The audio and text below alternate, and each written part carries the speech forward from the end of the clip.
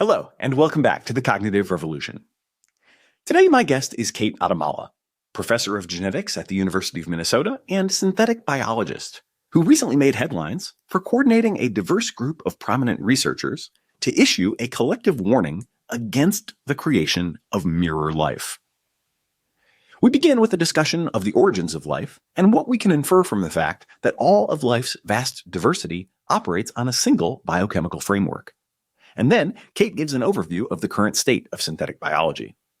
Much like AI interpretability researchers, biologists today are using a mix of top-down and bottom-up methods to create the simplest possible model organisms, but have yet to create something that is both alive in the functional sense and which we fully understand. If you've never encountered this research before, I am confident that you will find it fascinating. The main reason I invited Kate on the show, though, is to discuss her journey from a proponent and active developer of mirror life to someone who's now warning against it.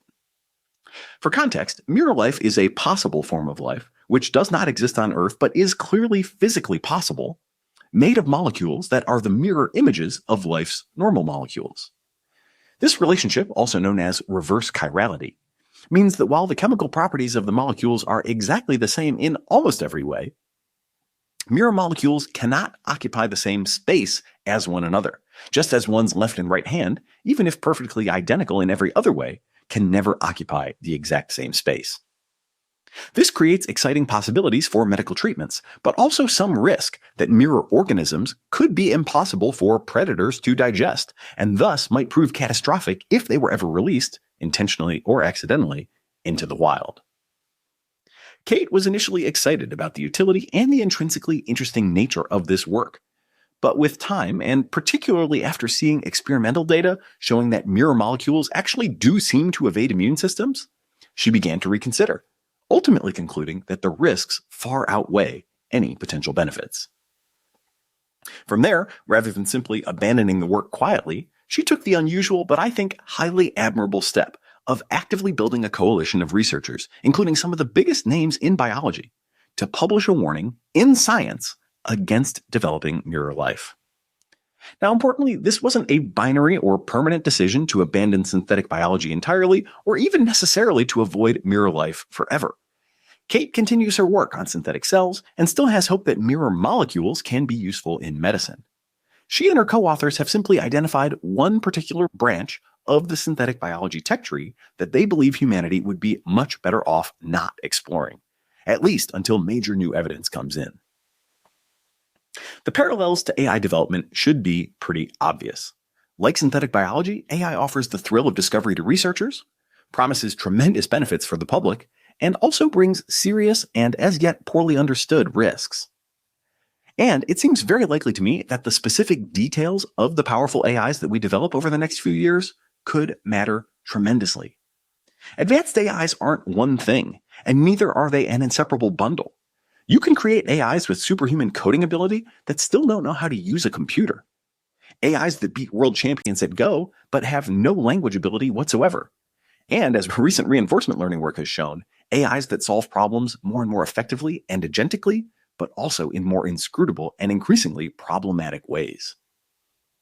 Given the vast possibility space in front of us, I really hope that AI researchers, particularly at leading companies, but also across academia and startups, make a habit of following Kate's example and regularly stepping back from their work to seriously grapple with its implications and to change course when appropriate.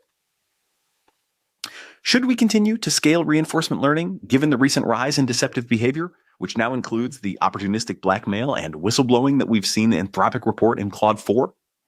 Should we be racing to turn machine learning research over to such systems, given these behaviors?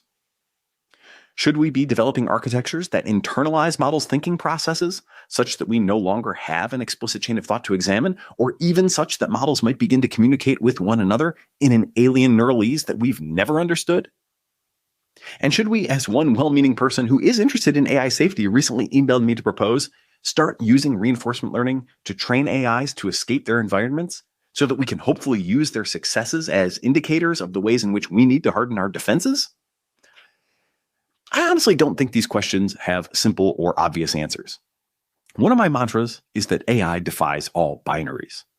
But given the pace at which AI research is moving, and the fact that even I, as a full-time student and analyst of the field, can no longer keep up with even the things that seem obviously important, it is critical that individual researchers themselves understand that the responsibility is currently on them, both to ask the right questions and to choose which directions to pursue with foresight and wisdom.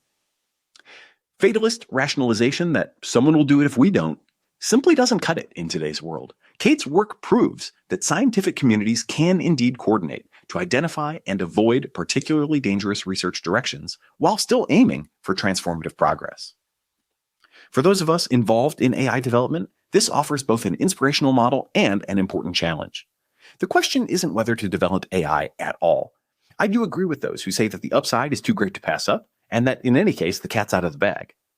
But still, we can and should hold ourselves to the highest possible standard when it comes to assessing the risks and being willing to back off and change course when necessary. As always, if you're finding value in the show, we'd appreciate it if you'd share it with friends, post about it online, or leave a review on Apple Podcasts or Spotify. We always welcome your feedback too, either via our website, cognitiverevolution.ai, or by DMing me on your favorite social network. Finally, I was honored to learn that we were voted the #3 AI podcast at Swix's AI Engineer World's Fair this week. I'm really very glad to know that this show has proven a valuable resource to such a plugged-in group, and I hope that our mix of technical deep dives, broad surveys, and occasional moralizing lectures can nudge AI development in a positive direction, however slightly. In any case, a big thank you to everyone who voted and everyone who listens. Now, I hope you enjoyed this fascinating exploration of synthetic biology, existential risk, and the great responsibility that comes with truly transformative research with Professor of Genetics and Synthetic Biologist, Kate Adamala.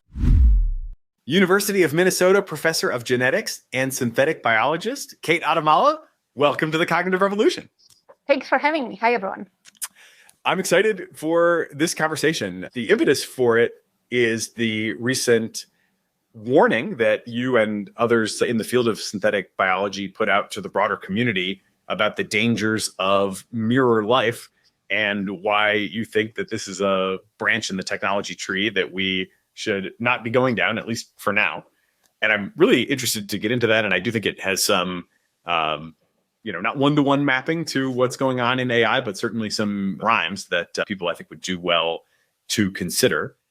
But before we get to all that, for our audience, which is broadly obsessed with AI and interested in general in frontier technologies, can we do a little primer on synthetic biology, kind of the 101 of like, what are you guys up to in synthetic biology? Maybe one thing that I've seen you kind of motivate some talks with before that I found fascinating as a jumping off point is obviously life is really diverse, but you make this fascinating observation that there's some ways in which it's not really diverse at all. And specifically, our biochemistry is not at all diverse. So maybe start with that observation and unpack it from there. Yeah, from the biochemical or chemical point of view, life is actually extremely boring because there is a huge amount of different types of chemicals that life could be using and it's not using. Life only uses 22 proteinogenic amino acids, so 22 amino acids go into our proteins. And it uses only 5 different nucleobases that go into our DNA and RNA. And there's hundreds, if not thousands, of amino acids out there that can be naturally synthesized. And there is a lot of different types of possible nucleic acids that could exist. And life is very limited in what it's using. It managed to do great things with that limited set of chemicals. We have amazing variety of form and function in life. But when you look at it from that very basic biochemistry point of view, it's really not that diverse. And so that's what motivates, one of the motivations for synthetic biology is let's expand that chemical repertoire of life. Let's give life tools to play with that natural life doesn't bother using. And let's see what happens. Let's see what kind of functions we can evolve, what kind of functionalities, also what we can learn about life in general, like what kind of chemistries can be used in life. Do we have any idea how wide that range of possibility is? I mean, it's one thing to say we're using N amino acids and we could use N+1 or N+2 or N+100 maybe even. And then there's also this sort of, I don't know, is it like realistic to think that there could have been other biochemistries that were just like totally fundamentally different? Do we have any theory that tells us how wide-ranging that possibility space really is? The limiting factor in all our theories is imagination at this point, because we only have n that equals 1 of the modern terrestrial life. We've never made or found any other life form. So we can speculate what's possible, and people have gone really crazy in those speculations. Like, people talk about life that doesn't even have to be carbon-based, life that can be under truly extreme pressures and temperatures, life that can be silicon-based. I'm not an expert in that.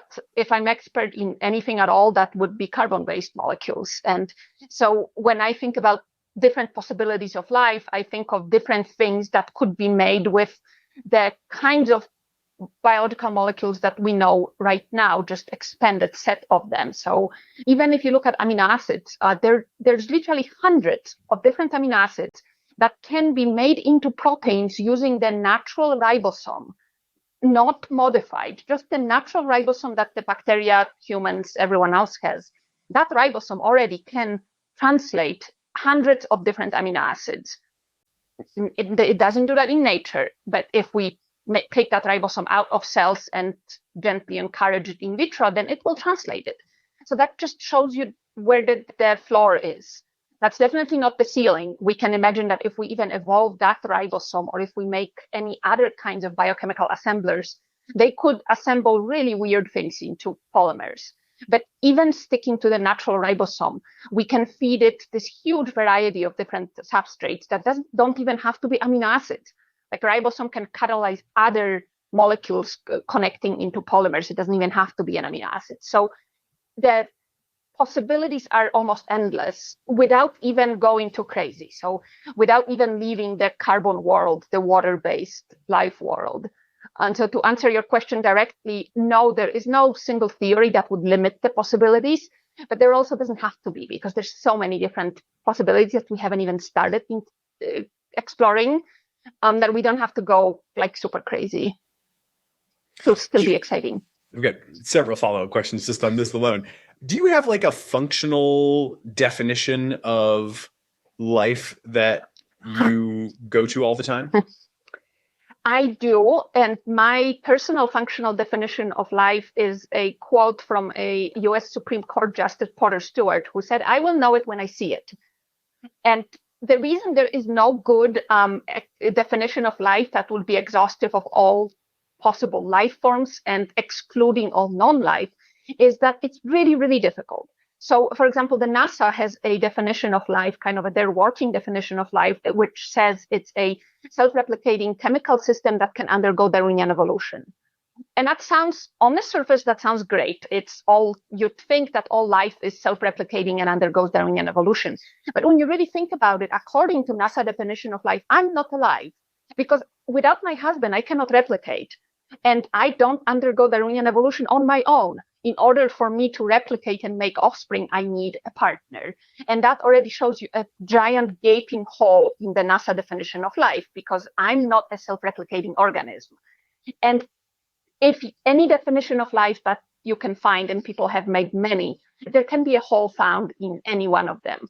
So we don't really know how to define life. And that's why our functional definition is, if we find life elsewhere in a solar system, as long as it's going to be close enough for us to recognize it as living, then it's going to be life. And that kind of, I think that crosses a little bit to the problems that you normally cover in this podcast and your audience, which people have raised that repeatedly, is if we don't actually have a good definition of life, how do we know, for example, that a very advanced AI wouldn't cross that definition?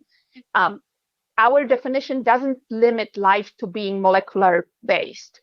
Like, there's no definition of life that says you have to have molecules, you have to have DNA and proteins, or even any kind of molecules. So you can imagine realizing functions of life, whatever you decide they are, without a body even. So you can imagine having very complex computational system with emergent properties that would cross the threshold into life. So I think it's a really difficult question. And for me, this very intuitive understanding is, if I see something, I can tell you if it's alive. But I think most importantly, life has to have emergent properties. It has to be more than a sum of its parts. And according to that definition, probably some really complex, lifelike computational systems would qualify. Yeah, that's fascinating. Okay, well, let's come back to that. Fascinating, but definitely. Because without a good definition, you can't really say what you're doing, but such is life. Yeah, literally and figuratively. I see what you did there. Okay, so definitely we'll come back to that. On just Earth-based, life as we know it, do we have a sense that like this only ever happened once? Or would the best guess be that there maybe were other biochemistries that developed, and then what happened to them? Did they get out-competed, or did they just sort of fail on their own? What's the sort of best guess as to N equals 2 and beyond other biochemistries? My personal guess, and that's shared by a lot of people in the community, is that it happened way more than once. The reason why we're thinking about it like that is because life started on Earth really quickly. The moment Earth had crust and liquid water, life started. So like on the geological timescale, it was almost instantaneous. And so the moment the planet became capable of supporting, life started. So that it stands to reason that the process of the origin of life under the right conditions cannot be that difficult. And when life started, it probably happened in many places almost simultaneously. And then, whenever you have life, it competes with each other.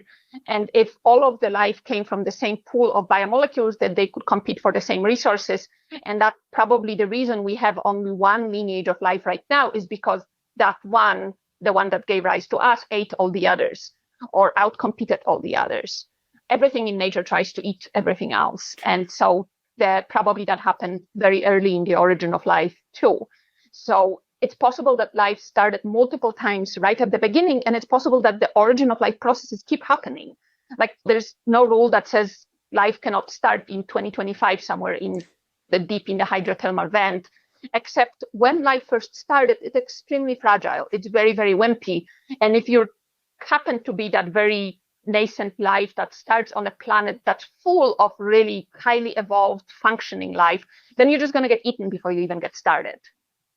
So the going theory is that life started many, many times, but only one really made it until today. And once you have established life on a planet, then good luck trying to start again. There's just no way for a new life to get started.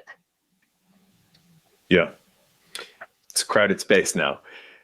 Now it is, yes. But originally when life started, it had kind of a free reign. Yeah. Again, one wonders about how analogous the sort of modern compute environment is as compared to the sort of early Earth, and to how ripe it might be for takeover by some, new form. But again, let's come back to that. I mean, I think it's because physical containment is one thing that you have different than the life on early Earth, because your computing systems are contained to the hardware. Life on the early Earth had free reign of the probiotic ocean. So that's one thing, is if you create parasite AI, I don't know if that's even a thing, but if you do create a parasite AI, how would it spread? I mean, I guess it could spread as a virus, computer virus. Hey, we'll continue our interview in a moment after a word from our sponsors. In business, they say you can have better, cheaper, or faster, but you only get to pick two. But what if you could have all three at the same time? That's exactly what some of the world's most innovative brands and AI tech companies have since they upgraded to the next generation of the cloud, Oracle Cloud Infrastructure. OCI is the blazing fast platform for your infrastructure, database, application development, and AI needs, where you can run any workload in a high availability, consistently high performance environment and spend less than you would with other clouds. How is it faster? OCI's block storage gives you more operations per second. Cheaper? OCI costs up to 50% less for compute, 70% less for storage, and 80% less for networking. And better? In test after test, OCI customers report lower latency and higher bandwidth versus other clouds. This is the cloud built for AI and all of your biggest workloads. Right now, with zero commitment, try OCI for free. Head to oracle.com/cognitive. That's oracle.com/cognitive. Build the future of multi-agent software with AGNTCY, AGNTCY. The AGNTCY is an open source collective building the Internet of Agents. It's a collaboration layer where AI agents can discover, connect, and work across frameworks. For developers, this means standardized agent discovery tools, seamless protocols for inter-agent communication, and modular components to compose and scale multi-agent workflows. Join Crew AI, LangChain, Llama Index, BrowserBase, Cisco, and dozens more. The AGNTCY is dropping code, specs, and services, all with no strings attached. Build with other engineers who care about high-quality multi-agent software. Visit agency.org and add your support. That's AGNTCY.org.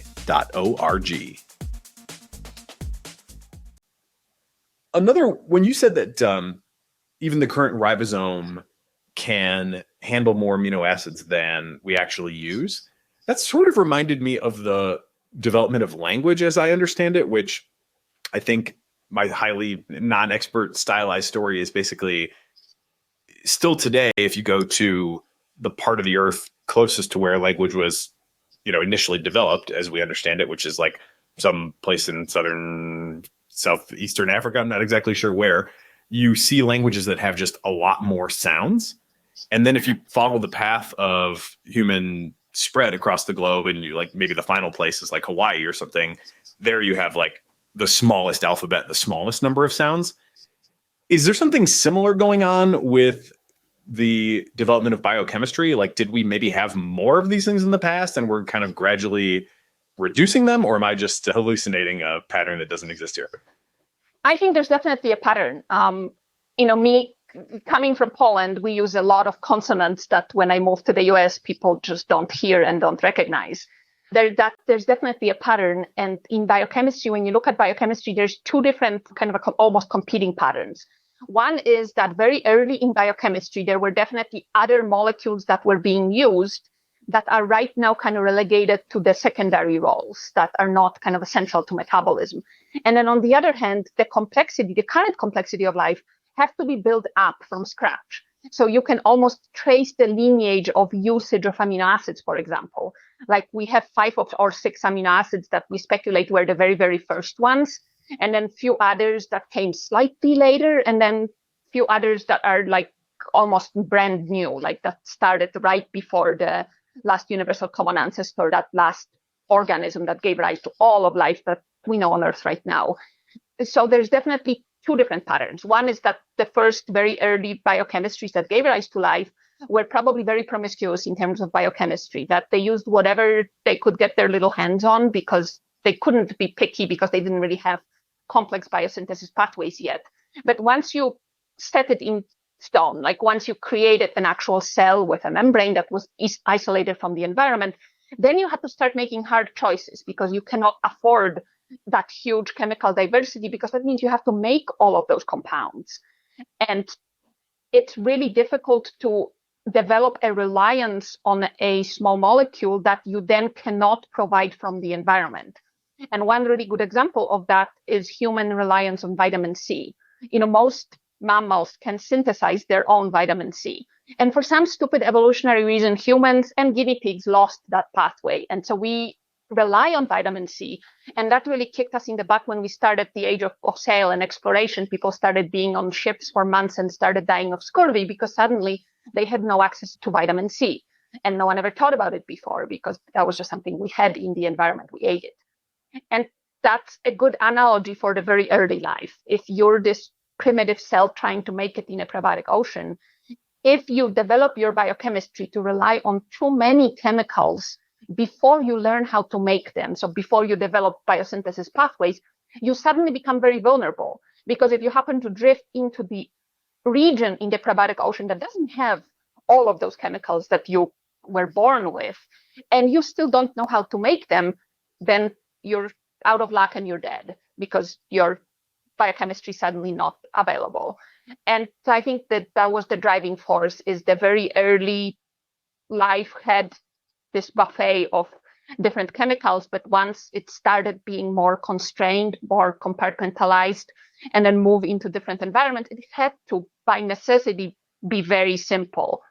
Just like people that move into a van or those nomads that move around the world with their backpack, they have to limit what they carry because they just can't carry everything. And me living in my house, I have a basement full of crap because I don't have to move. And that's the difference, is like once you settle down and start synthesizing stuff, then you can expand your biochemistry. And so these are kind of like the two things that work against each other, two mechanisms, one for increasing diversity, the other one for limiting diversity. So how should we understand the ribosome? Is it just an accident that it can handle another 100 amino acids? Or because I guess I don't really know a lot about this, obviously, but like my sort of intuition would be that something like that would be pretty highly evolved, and like I wouldn't expect it to handle another 100 amino acids unless there was some history that explained why, in fact, it at one point needed to.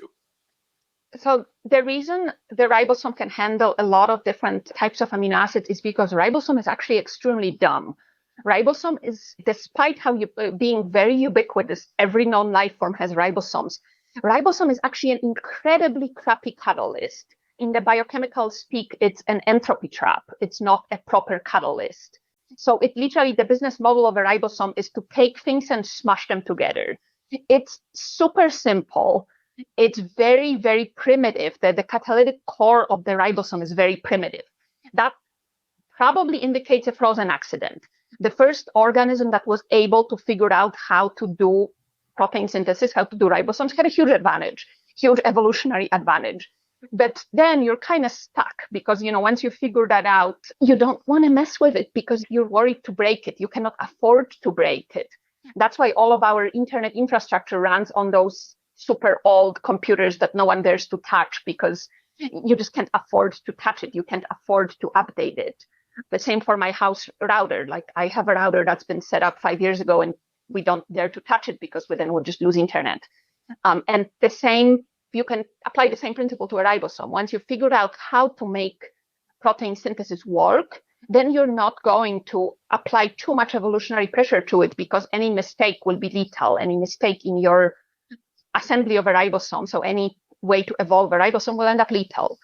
And that's probably the reason why ribosome can be as promiscuous as it is. It can translate all those different amino acids because it's not very specialized.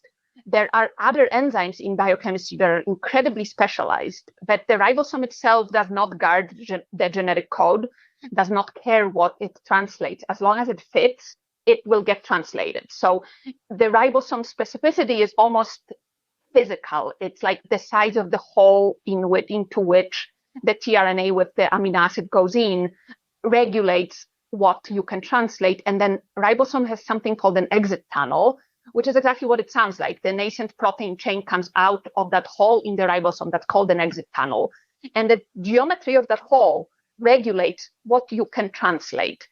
So there's no smart catalysis there. It's just let's smush things together into a necklace, into a polymer, and then kick it out the exit tunnel. And whatever fits can be translated. And we see that when we do this translation with unnatural amino acids is the ribosome literally doesn't care. The only thing that stops amino acids from being translated is if they're too bulky. There can be amino acid that's just too big and it gets stuck in an exit tunnel and then the ribosome stalls. But there is no smartness to that biochemistry. The ribosome doesn't look at an amino acid and says, hey, you're unnatural, so I won't translate you. It doesn't care. There are other enzymes that care. The enzymes that charge amino acids onto the tRNA, those guys are super particular. They care. They will not charge an unnatural amino acid, but a ribosome doesn't. And that kind of probably illustrates the evolutionary age of those enzymes, that the ribosome is super primitive and very simple. And in that simplicity is the beauty of it, is that it can do a lot of things.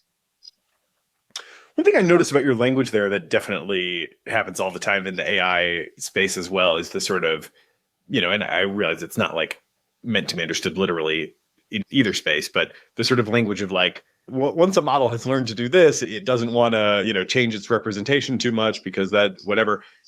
In a more literal sense, of course, in the AI space, it's there's some loss function generally, and you're optimizing with gradient descent, and a lot of these things sort of cash out to you are in a local minimum of the loss function, and there may be other even deeper local minima in other places, but getting from here to there can be really hard once you're deep enough. That's exactly the language that people use when they describe evolution of the ribosome, is that the ribosome is right now in a local minimum that works. And there probably is some other global minimum that we haven't reached yet. But to get there, you have to climb a hill, and that hill is lethal. Yeah. Okay, cool. That's really helpful context. One other thing, this is maybe so new that you don't even have an opinion on it yet, but I just saw in the last few days this article come across that said that intelligence is believed now to have evolved independently at least twice. And I'm not really in a position to evaluate this, but since it is fresh and you might be in a position to evaluate it, do you have any thoughts on this new claim? Yeah, I saw that. And my first question is, how do you define intelligence? Because, like, my dog can tell the sound of a bag of chips, can tell that apart from the sound of another bag, like a bag when I'm unpacking shopping. It rattles the same, but he knows that when it's a bag of chips, there's something in it for him. So he comes. When it's a bag of shopping, then he doesn't come because nothing's going to fall on the floor. So is that intelligence? I mean, otherwise my dog is pretty dumb, but he can tell those things apart when there's something in it for him. So that definitely is intelligence. And so how do you define intelligence? I mean, it's really difficult whenever I read about different claims about intelligence, either as an emergent phenomena that comes out of our neurons and the geometry of them, or some other kind of a independent property of life. My problem with that is the same as I have a problem with lack of definitions of life, is you can't really talk about something if you can't strictly define it. And so how do you define intelligence? Is it self-awareness?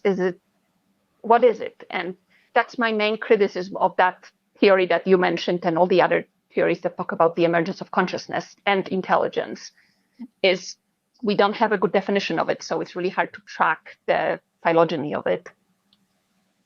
So it sounds like that would also imply that your perspective is like, there's a lot more flavors of this than two, and they probably also sort of evolved or emerged many different times, different ways. Many different times independently, and they're probably all within the same kind of boundaries, because all of the intelligence that we know of right now evolved on the chassis of life that as we know it.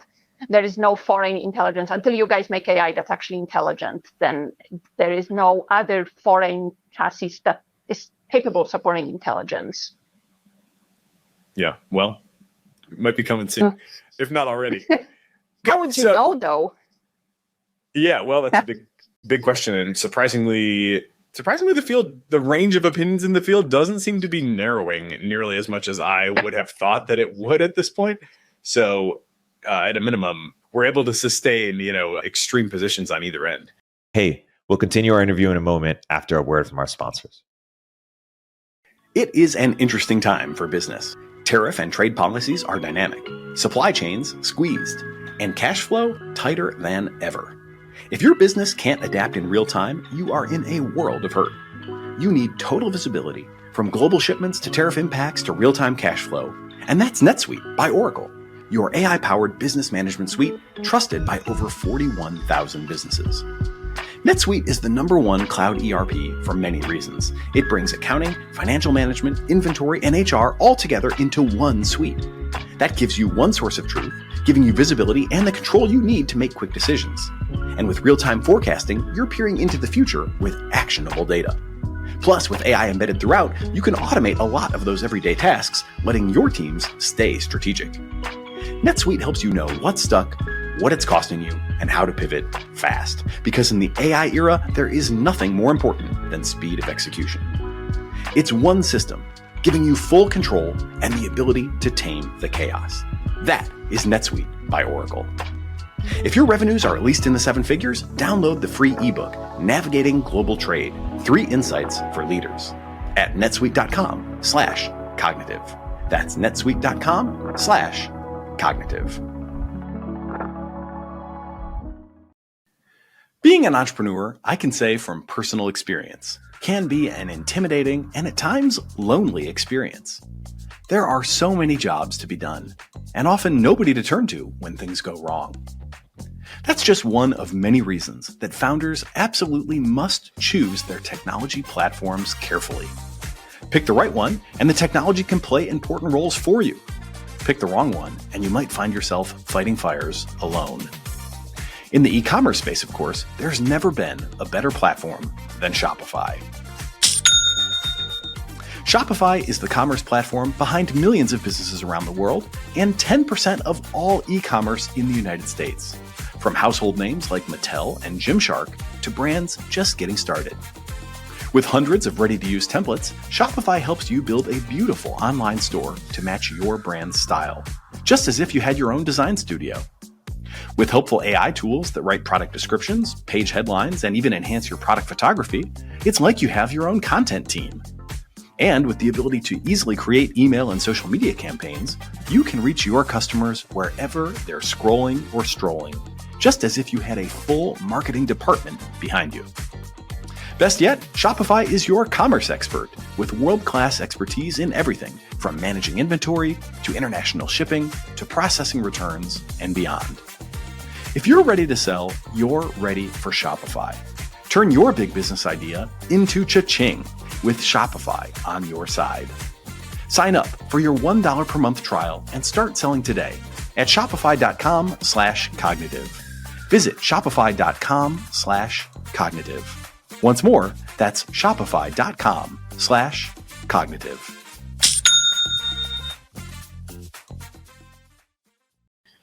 I think I'm ready to move on to synthetic biology and maybe just kind of give you the same prompt. Like, what's the 101 on synthetic biology? Like, why should we be interested in it in the first place? You know, what do we hope to get out of it? And where are we today in the development of synthetic biology? You should be interested in synthetic biology because it's the coolest thing ever. Okay, now we're done. So synthetic biology is a field that tries to engineer biology, that tries to expand the chemical and functional abilities of biology. So the idea is that biology is very limited in both the chemistry of it and also in the types of functions that biology performs. And also biology is really hard to control. It's very difficult to control a cell, to program a cell to do what you want it to do if it's different than the evolutionary program of that cell. And synthetic biology is basically aiming at changing that. It's making life that behaves and is able to do things that natural biology never bothered doing. And there are a few reasons for doing it. One is that because it's inherently extremely cool, it's the ability to engineer life is something that would really be the ultimate triumph of science. The ability to say, I can program life, I can engineer life to do whatever functions I want it to do. And gaining that full operational control of life is really the final end goal of synthetic biology, is saying that I can truly understand all the molecules of life and I can program them to do whatever I want. Beyond the foundational research, beyond the fascinating aspect of it, there is a lot of motivating practical applications. We need to be able to truly have this operational control of biology because we need to use biology to sustain life on Earth. The way our civilization is going right now, being reliant on petrochemicals, we're not going to make it past the end of this century. And the way around, there are two ways around it. One is to give up petrochemicals altogether. Let's go back to the pre-industrial society. That's not going to fly with anyone. The other way is to keep the civilization the way it is. And to do that, we have to sustain the number of people we have. We have to feed the people. We have to put clothes on them. We have to give them entertainment. We basically have to run this whole business of civilization.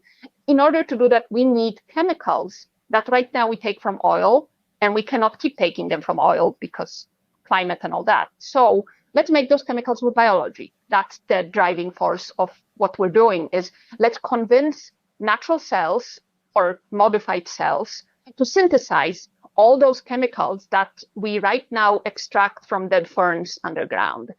And those chemicals are really necessary for everything, not just the plastics like most people when I say petrochemicals, they think plastics. There's really everything around you. Like if you look around whatever room you're sitting in right now, everything around you is made of petrochemicals, electronics, clothes, medicine, cosmetics, but also food. We would not be able to sustain the current population of Earth using traditional agriculture.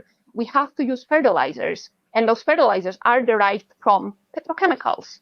So oil is really at the very basic of our civilization. It's not just energy. Like people think if we have renewable energy sources, we're good, we don't need oil anymore. That's not true. We still need oil to make things, to make all of the chemical-based things in our life, which is pretty much everything. And so in order to replace oil, we need a way to make chemicals with biology, and that's where synthetic biology comes in. Because those chemicals are pretty toxic, and no self-respecting bacteria or other biomanufacturing organism will want to make those chemicals for us unless we engineer that organism so that chemical is not toxic to it anymore. And that's the core foundation of synthetic biology, that's engineer life to expand the chemical chassis of what life is capable of doing. And some of that chemistry is what we're now using in industry as known as petrochemicals. So that's one big kind of goal. And if that's not enough, there's another big goal, and that is let's make humans healthy. Let's understand exactly how human cells work, because right now there is a lot of diseases that we don't understand the biology of.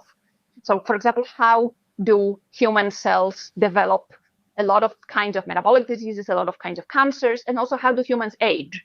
We're not fans of aging, and it would be nice to figure out what are the molecular basis of it and how to at least slow it down, and how to increase the health span of humans, not just lifespan, but health span. Because, I don't want to live until I'm 100 if I'm going to be sick and unhappy for the last 20 years of it. I really want to be healthy for most of my life. And so that's the goal. And in order to do that, we really need to understand biology. And we really suck at understanding biology, understanding the molecular basis of biology. And there is a quote from Richard Feynman that's overused in our field, but rightfully so because it's still accurate. He said, "What I cannot build, I cannot understand." And that makes perfect sense. If I cannot build a living system, then I cannot really say I understand how life works. And that's another driving force behind synthetic biology is let's understand exactly how life works, and then let's develop abilities to engineer living cells so that we can cure diseased states. So basically, let's make better drugs. Let's make better diagnostics and better drugs. And that's another thing that synthetic biology is aiming to do. That's probably enough to be really excited about the field. Yeah, that's a couple of big picture issues, to say the least. Modest goals. Let's save humanity. So you mentioned, of course, this grand challenge in biology of understanding how it all works.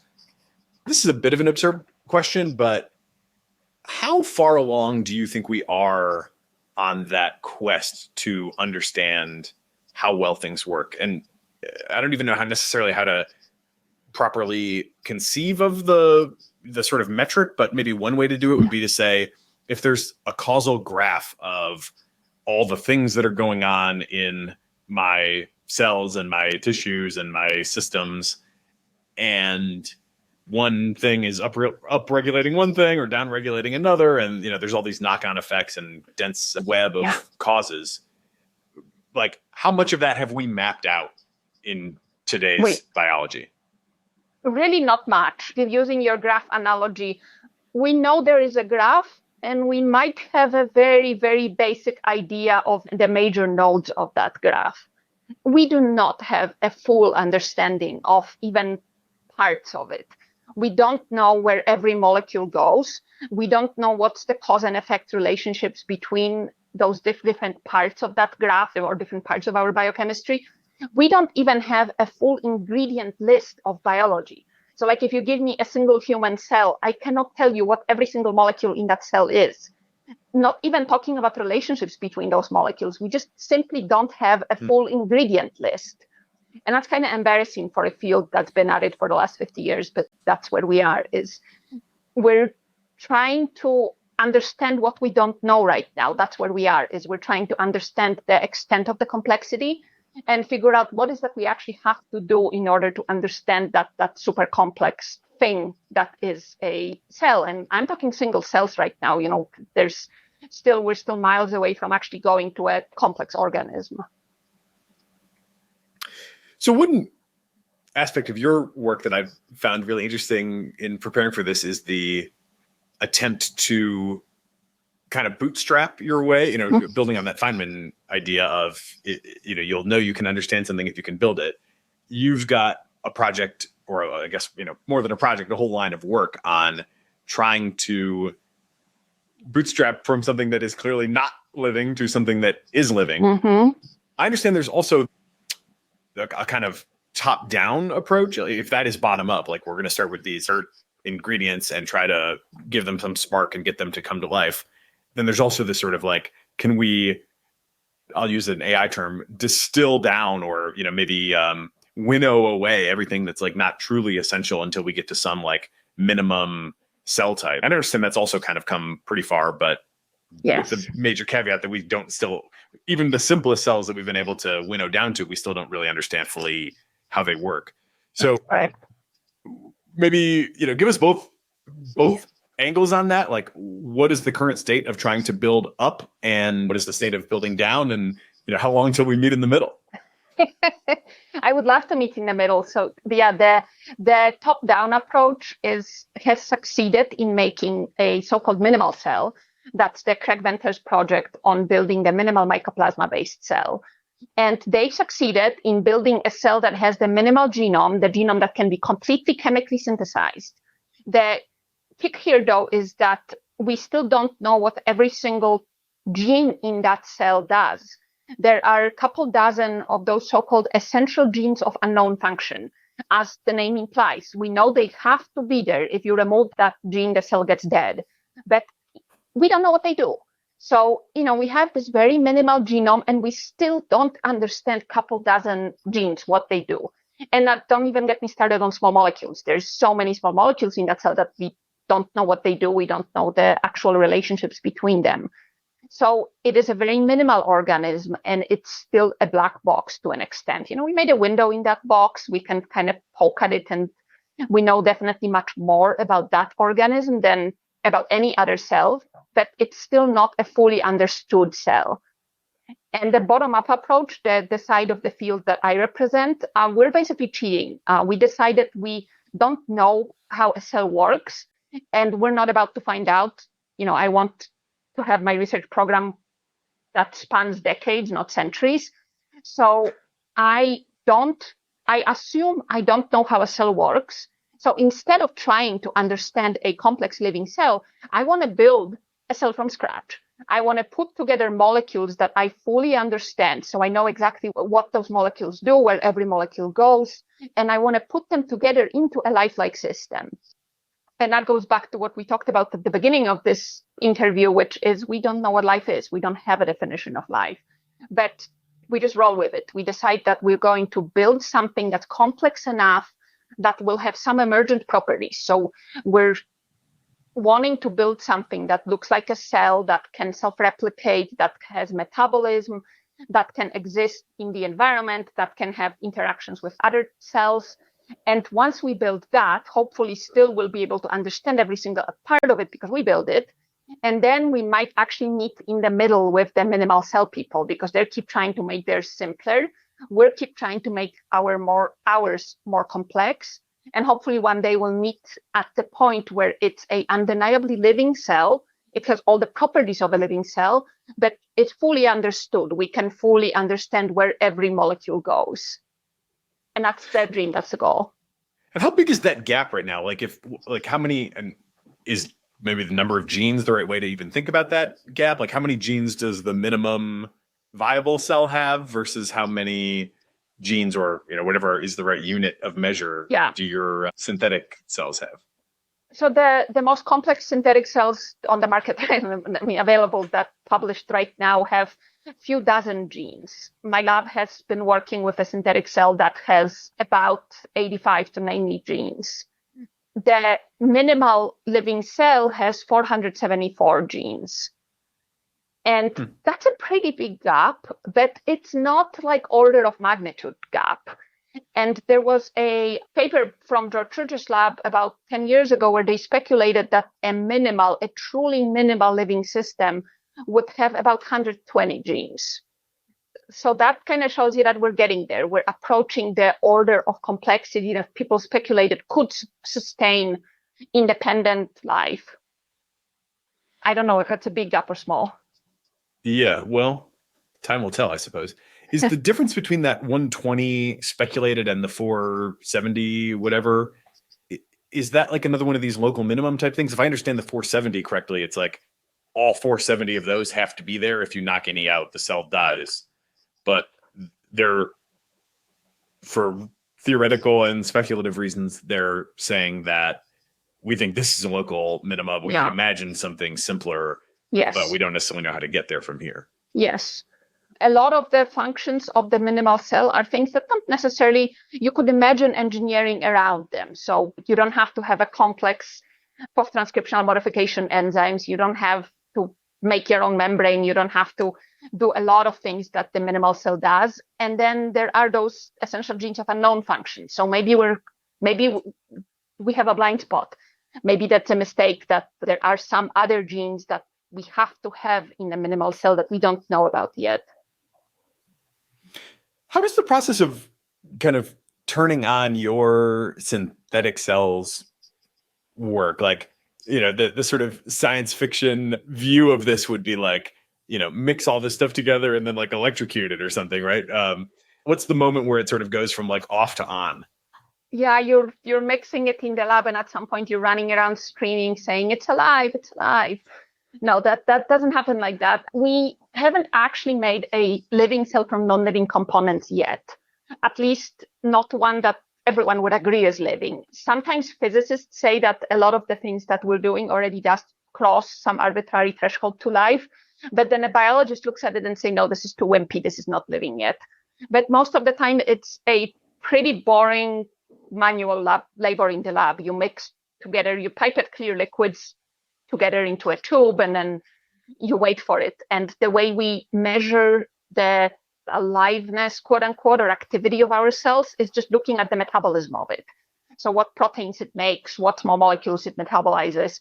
And, it's getting better and better at it, but there's never like a light bulb moment of this has not been alive 5 minutes ago and is now alive. It's not like that. And it probably wasn't like that during the origin of life processes either. It was probably, if you had a front row seat watching the origin of life, it wouldn't be anything to write home about. It's not that like at some point the mixture becomes alive and starts doing something. It's a very gradual process. You blink it, you miss it. It's really difficult to kind of pinpoint the exact specific moment when a mixture of chemicals becomes alive. I have the sense, though, that there are some, and maybe this is just wrong, but one of my sayings of AI is AI defies all binaries. And yet here I'm about to say, I feel like there are some things that I would look under a microscope and I would see either, for example, like there is some membrane that contains stuff, or there isn't, a membrane that contains stuff. So I suspect that there maybe is like a just fundamental gap in my knowledge that is leading me to try to impose these binaries. But how should I think about things like, is there a membrane or isn't there? Or, is there like transcription happening or isn't there? Or are there middle states on those questions? So those things are definitely binary. You cannot have a little bit of transcript. I mean, I guess you can have a little bit of transcription, but then you have transcription. You can have a little bit of translation, but that counts. You do have translation. And the same with the membrane. Just the presence of membrane is definitely not a hallmark of life, because we have liposomes all the time that are not alive. The transcription, translation, feeding, growth, even replication, we have all those things already. But I think people are waiting for something that will be more convincing, something like Darwinian evolution, for example. I think a lot of biologists are waiting for the synthetic cell to start being capable of Darwinian evolution, and it's not right now. But the functional hallmarks that you listed are definitely there. We can have metabolism, we can transcribe, we can translate, we can even replicate the genome. So all those things that you think normally are hallmarks of life, we can do a lot of those things. So just to make sure I understand this correctly, you start with an empty test tube. You gradually add ingredients, each of which are a single known ingredient. They're all known because we purified them or we synthesized them. And then this concoction spontaneously forms membranes, starts transcribing genes, starts metabolizing, starts replicating. Wait, I don't like the word spontaneously because it implies some kind of magic or a heavenly finger, whatever. It's spontaneous in that it's predefined by the chemical and physical properties of those molecules. So, for example, if you put lipids into a water solution at the right pH, those lipids will form membranes. There's nothing magic about it. That's just the property of those lipids, the physical-chemical property of those lipids.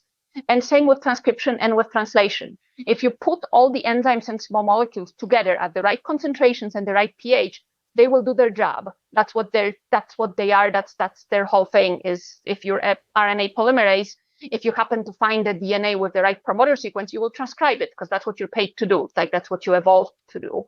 And so that's the spontaneous in that sentence, is that all those molecules behave in those ways, which seems amazing that that's just exactly what they're supposed to be doing.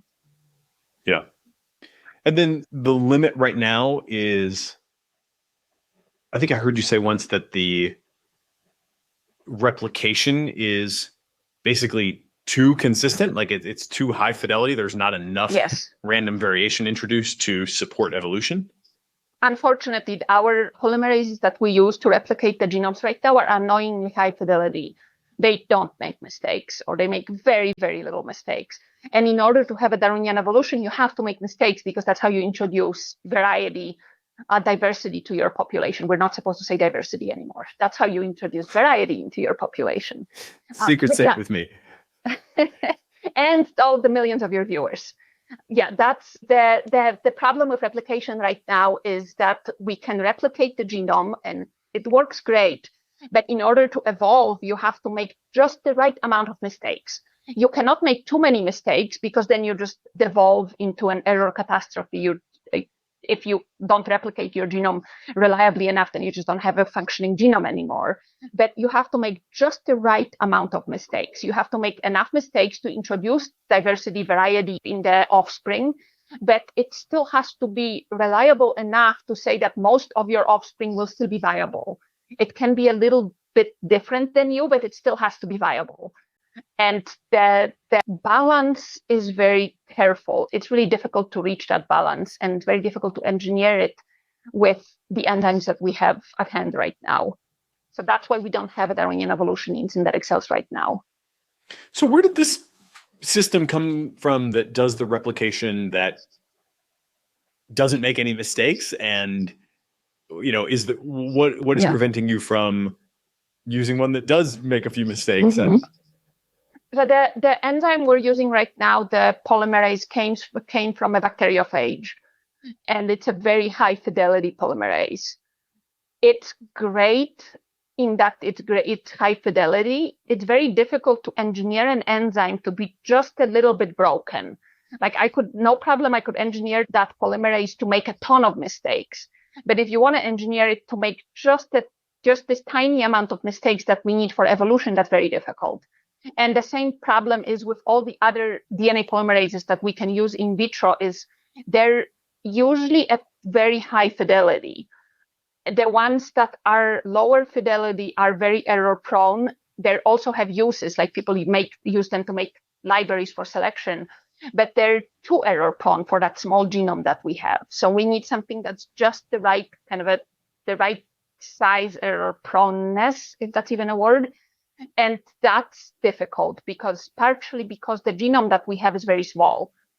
So normally when you have a bigger genome, a low error rate is still fine because, for example, it's a totally stupid example, but let's say you have one error per 100,000 bases. And so if you have one error per 100,000 bases, if your genome is a couple million bases, then you will have few errors per each replication cycle, and that's enough to evolve. But if your genome is as small as my genome, so like, about 90,000 bases, then that means 0 to 1 error per each replication cycle. And that's not enough to evolve. So that's why we can't get a good polymerase that would work for us, because what we need doesn't exist in nature, because no organism in nature is simple enough to have a genome that small. And so what are we working with? We have something that has more errors, but then we have like error correction and that both. So we, in our own body, the polymerases that replicate human genome are very high fidelity, but we also have error correction. So our giant genome gets replicated with few mistakes every time you replicate it, but there's also enzymes that come back and do error correction, that check in. And we don't have error correction enzymes in synthetic cells either. Yeah, gotcha. Okay. Fascinating. We also make a ton of errors, or rather changes, in each replication cycle. Like you can see that your kids look different than you do. And that's because of all of this diversity in recombination of different genes. Yeah. Okay.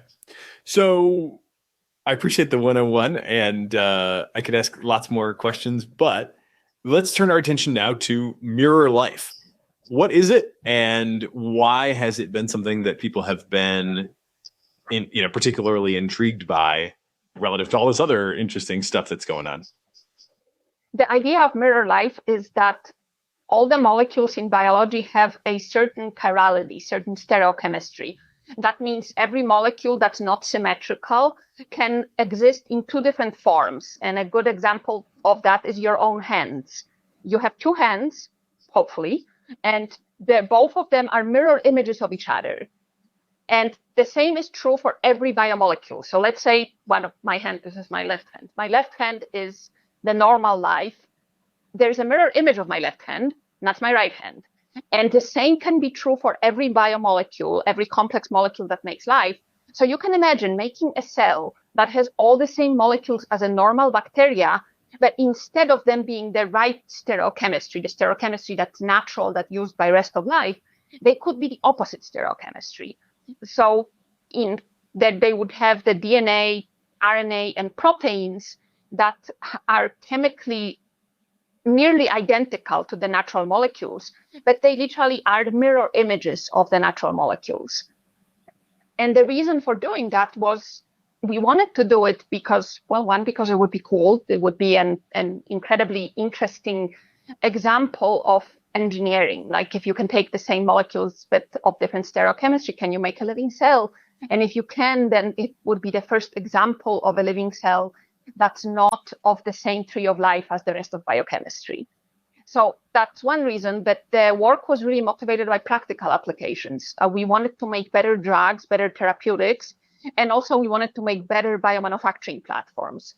And the property of mirror life that would allow us to make better therapeutics and better biomanufacturing is also now the reason we think it should not be created. And that is mirror life would be invisible to both immune system and viruses and predators in the environment. So, for example, if you got an infection of a mirror cell, your immune system would not recognize it as a living thing that it has to fight. If you release a mirror cell into the environment, nothing would contaminate it, no viruses would infect it, and nothing would eat it. It would be basically like a rock in the environment, because that's different stereochemistry means all the chemical detection systems that the rest of life uses wouldn't work on it, because it's opposite. It's a mirror image of it. It doesn't work. Just like your left shoe is not going to go on your right foot. It does if you really try hard, but it's not going to be comfortable. And so the idea when we first started thinking about mirror life was that if we can have this thing that stealth to the immune system, it would make great therapeutics.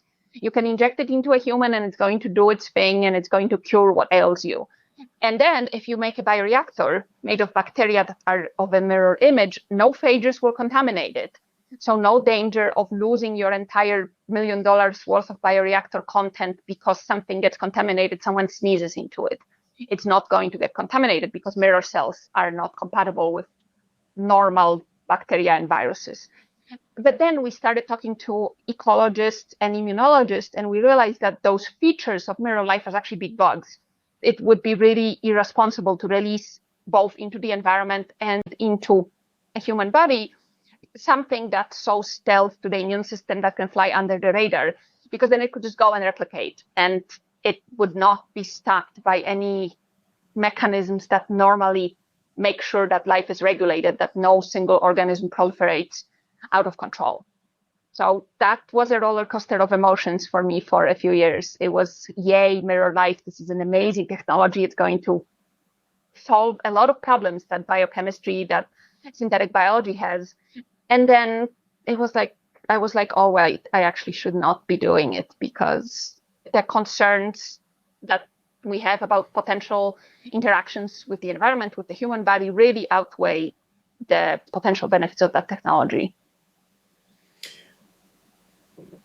And okay, again, lots of follow-up questions here. And that, obviously, this is where some of the structure of this analysis becomes like pretty evidently related to a lot of the discourse that's going on in AI right now. Just to make 100% sure that folks have this quality idea clear, I always find it helpful just to say, like, even if your hands are exactly the same shape, there's no way to make them occupy exactly the same space. And yes, you can hold one up to a mirror and see its mirror image, but there's no way to actually convert it into that mirror image, or again, yes, to have it occupy the same space as that mirror image. So yes, this, and it is a striking, interesting fact unto itself that like all life has the same, you know, as part of having the same biochemistry, it all has the same general chirality to it. All DNA has, you know, you can imagine mirror DNA, mirror ribosomes, whatever, but we only have one version of that, yes, throughout all of biology. Yep. Okay. I think there's like interesting questions on the epistemic level and also on the sort of societal decision-making level here for sure. We've got some technology where we're like, oh my God, this might be a great way to create new drugs. The upside could be incredible. And then we've also got, oh, but, you know, it's all dual use. And that's another huge theme in AI, right? Like if it can evade the immune system for good, it might also evade the immune system for bad. Yeah. How much do we really know about the ability of these things to evade the immune system? Because I mean, one like super simplistic response to this would be like, well, sure, I can't make my two hands occupy the exact same space, but they can, one hand can grab the other. You know, like my immune system seems to be like pretty robust to like all kinds of crazy stuff that it's not seen before. Yeah. Do we have like experimental reason to know that it's not going to be able to grab onto this reverse chirality, or is this theoretical? Like, where are we in terms of our confidence on all this? Yeah, it's mostly the immune system part is mostly theoretical, because no one ever made a mirror cell, thank God. And hopefully no one ever will. But we don't have a mirror cell to give it to a mouse and see how the immune system will respond to it. But we do have data from opposite chirality proteins, and we know those guys are stealth to the immune system. That's why there's such great potential therapeutics. There's also mirror image nucleic acids that are already in clinical trials as therapeutics. They're called, actually, it's really funny, they're called Spiegelmers, from the German word for mirror. So those mirror nucleic acids are already in clinical trials because they are stealth to the immune system. So the people that smarter than me who understand how immune system actually works figured out that by transient of properties, if the mirror proteins are stealth to the immune system, if the mirror amino acids are stealth to the immune system, then a whole organism made up of those things will also be stealth to the immune system. Okay, that's interesting. I had not seen this like molecular level evidence that the immune system can't detect these things. And when you say stealth, can you unpack, is there a more literal understanding of like what it means to be stealth to the immune system? It just means you can exist in a bloodstream and no one's going to bother you. So you can inject it into the bloodstream and it will circulate. In bloodstream, you can inject it into tissues and it will circulate there, and the immune system will not activate. I mean, I'm sure it's going to get sniffed by white blood cells, but it's not going to cause the activation of the immune system. So you're not going to get sick, or you're not going to get immune response to that. So the normal situation, if I all of a sudden introduce some random foreign RNA into my blood, the immune system detects that as a foreign object and mobilizes against it and tries to get rid of it. And if we simply reverse the chirality on that same exact sequence of RNA, it just does nothing. It just doesn't react to it at all. It sniffs it, but it doesn't activate. That's why they're good therapeutics. That's why they're already in clinical trials, because they don't cause the immune response. It's kind of like when a dog walks around and sniffs a piece of bread on the floor, he's going to activate and eat it immediately. If he sniffs a rock, most dogs will keep going. Some of them will eat rocks, but that's another problem. No, the immune system needs to recognize things as a possible threat. And if it's a mirror biochemistry, it just doesn't activate. It doesn't it sees it, but it doesn't react to it. And that's, a problem, because if you have a cell that's made full of mirror molecules, then you can imagine that cell just growing in the bloodstream, because your bloodstream is just a warm little pond, the bioreactor that can comfortably give an environment for that mirror cell to replicate. And you don't want to have a foreign cell replicating in your bloodstream. Yeah, you mentioned earlier everything in biology tries to eat everything else. And yes. One of the things I often say is there's nothing more dangerous than something that nothing can eat. Exactly. And that's what a mirror life is. It's something that nothing can eat. Is there any deep history, not necessarily analogy, but sort of precedent for things like this happening? The one I always go to, and again, without deep knowledge in the field, is the oxygenation of the atmosphere. I always just find it super striking that there once was no oxygen, then somebody started releasing oxygen, and then a lot of things died off because they couldn't deal with the oxygen. Now, that's not even a form of life. It's just sort of somebody's waste product. But are there any sort of historical examples of things popping up that nothing could eat that changed ecosystems on vast scales? Other than the great oxygenation event, we don't know of anything. That probably happened a lot at the very early stages of life, at the origin of life, is that there were probably organisms that were popping up in the primordial soup and no one could eat them. And then they just took over. But ever since the biology started, there was always this equilibrium. And we don't know of anything else that would just kind of appear that there's absolutely no natural predators. And, I love the analogy to the great oxygenation event, because even the cyanobacteria themselves got screwed by it. They started releasing the oxygen, but it's toxic to them too. So there was a great extinction event, not only among other organisms, but also in the culprits, the ones that actually started it. And there's never been an example like that, other example like that. And I don't know of any example of anything in nature that would evolve that had absolutely no means of controlling its replication, that there was no viruses, no predators, nothing eating it, nothing limiting it. Humans are the closest example to that. We replicate uncontrollably, and we don't have natural predators right now.